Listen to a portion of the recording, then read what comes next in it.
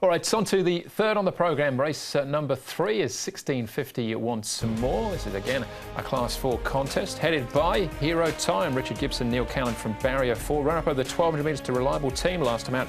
Up in trip here. The judge gets the hood and the tongue tie off. He's a 3-time course and distance winner. Playwise, third behind Le Terroir last time out. High Rev is a winner on the weekend. He backs up here. Benso David Hall, Righteous Mate, course and distance winner back in March. Mr. Monty likes to roll forward. He's got Barrier 6 and Little Island, Barrier 2 for him. He's another multiple course and distance winner. 3 times he's saluted here over the 1650. Dream Warriors and Dragon Dance are the horses that have been up at Chung Fa. They both returned on the 24th.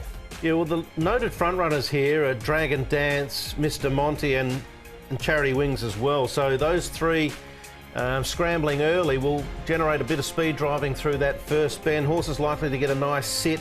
Hero Time stepping up in trip. Polymere Luck is also another horse that can vie for the lead from time to time. Little Island, High Rev, just sitting quietly down there on the rail after victory on the weekend. Should get the pace that he likes. Nitro Express is drawn wide. He's drawn 10. Alberto Santa aboard, but look, his track work's good. He's another fit horse coming into this race. This will be his 12th run for the season, and he goes along nicely enough here in the mornings. Just might find that draw a little bit tricky. Charity Wings, look, is again, he's another one that's going pretty well. I thought his 4th behind Smart Patch was good last start. He's under a good hold as he comes down, and the horse is going very well, and another very fit horse is to be his 12th run also for the season. Dragon Dance, just a little bit of quiet work up here in Chung Fa. Seems to enjoy his time up there in Chung Fa. Quiet work here. He's a 3-time winner from his 24 starts, but again, Barrier 11 looks tricky. All right, okay, a short run to that first turn. Let's start off with Hero Time. Carries top weight here. Runner-up last time out. Up in trip, his jockey is Neil Callan. Yeah, look, the horse has been racing well. He was a good second last time, just beaten by 1. He had a nice charmed run through the race, and he hit the line quite well. Obviously, stepping up in distance is a little bit of an unknown, but you know, he seems to have nice racing manners, and you know, he should be able to position up nice and easy wherever that may be. You know, but look, it's coming towards the end of the season, I suppose, so it's worth a try to see if he can stay the extra distance now. And look, I can't guarantee that I think he will definitely get it, but I think there's every chance that he can. We had a rare week off racing this time last week. How did you spend a few days away from it all?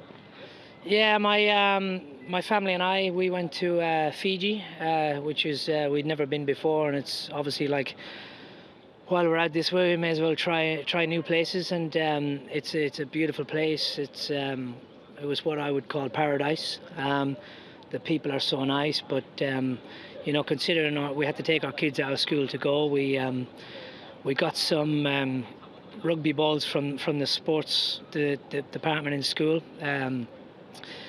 which we went and played rugby at the local village school with the kids, so they learnt the cultural few things as well as a holiday, and they were most welcomed in by such nice people to go and play rugby with all the kids. So, you know, not only just was it a holiday, but it was a lovely cultural learning curve for the kids, and that's what's important.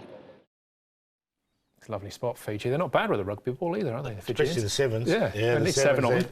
I know, and I mean, they've won here in Hong Kong last 4 or 5 years in a row, I think. So, no, and he's right. It's a great place to visit. Hero Time. Hero Time as well, hopefully gets the trip.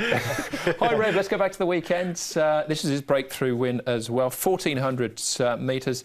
Back here to Happy Valley, tries the 1650 for the first time. Yeah, look, he's always threatened to do this High Rev, hasn't he? And it wasn't a surprise, was it? No. He was backed a bit too, 26 into 17, but still paid a real decent price. Hit the line strongly. He doesn't get penalised for this win. 1650 looks ideal. He has run over 1,800 before.